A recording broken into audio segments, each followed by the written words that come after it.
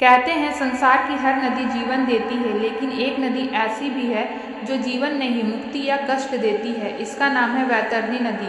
और यही नदी तय करती है कि आत्मा स्वर्ग जाएगी या नर्क। मृत्यु के बाद आत्मा शरीर से अलग होती है और शुरुआत होती है उसकी अनदेखी यात्रा की। कुछ समय तक सब धुंधला दिखता है, न आवाज़ साफ न दृश्य स्पष्ट। फिर यमदूत आते हैं और आत्मा को प्रेत लोक मार्ग पर ले जाते हैं।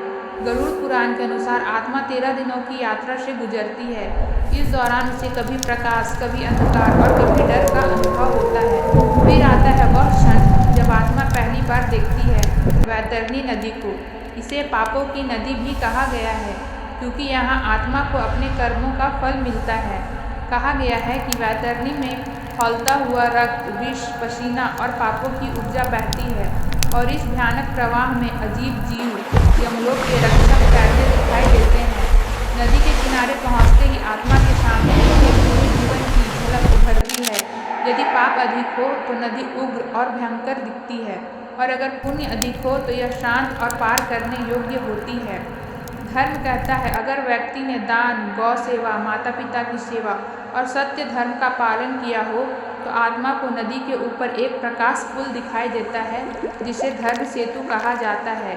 लेकिन जिनके पाप भारी हों उनके लिए वैतरणी अग्नि की परीक्षा बन जाती है। नदी उन्हें खींचती है और उनके हर बुरे कर्म का एहसास करवाती है। इसे ही पाप दहन कहा गया है।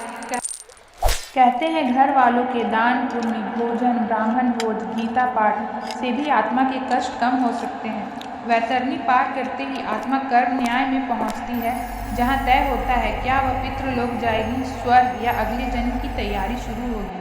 वैतरणी नदी हमें यही सिखाती है कि धन, पद, शोहरत कुछ भी साथ नहीं जाता। साथ जाते हैं तो सिर्फ और सिर्फ कर्म। और शायद यह वीडियो आपके लिए भी एक संकेत है सही कर्म करने का, क्योंकि यात्रा यही नहीं खत्म होती, यहीं से असली शुरुआत होती है।